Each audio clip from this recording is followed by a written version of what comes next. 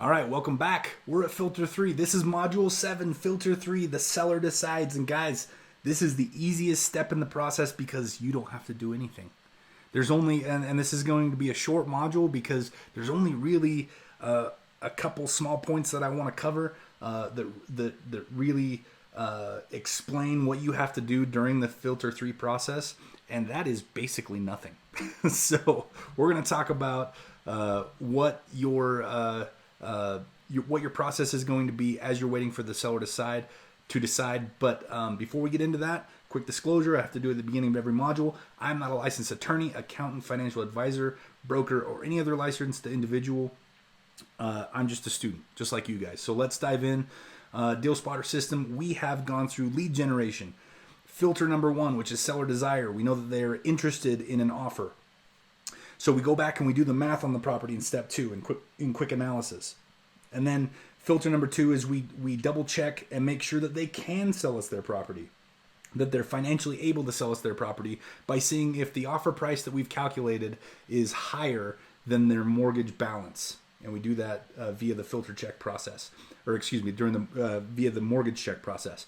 Then we go, if for the ones that pass that filter, we make offers on those properties. We present actual formal offers in writing, a lot of times using the state-approved REPC to the sellers, to the property owners. And at this point, we're going to wait and see what they have to say about it. So we've submitted that offer. I know we got a little bit into what happens as far as whether they're going to accept it or reject it or counteroffer. But this is the process of waiting to see what they're going to do. So this is the only slide I have in this module. Like I said, it's the easiest filter because all you have to do is wait. Your offer will result after some negotiation, and you may go back and forth both verbally and in writing to see what the outcome is going to be. And it's either going to be a yes or a no. They're either going to eventually accept your offer or they're not.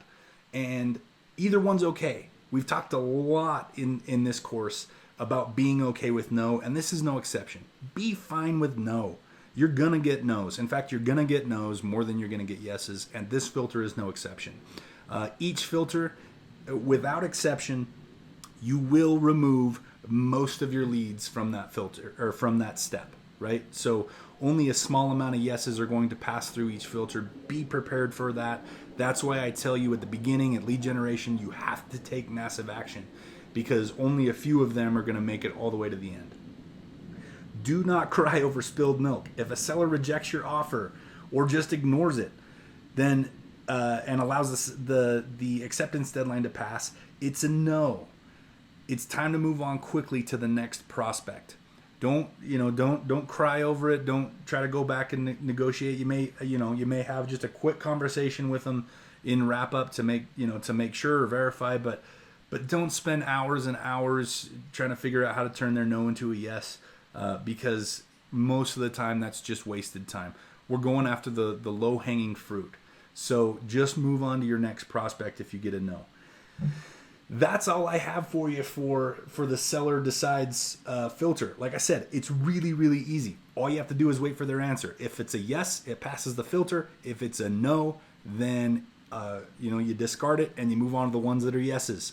The next module we're going to cover is long analysis. For the ones that make it through this filter, we're going to go out and do our long analysis process our due diligence process, and that will be what we cover in the next module, module 8. So I will see you guys over there.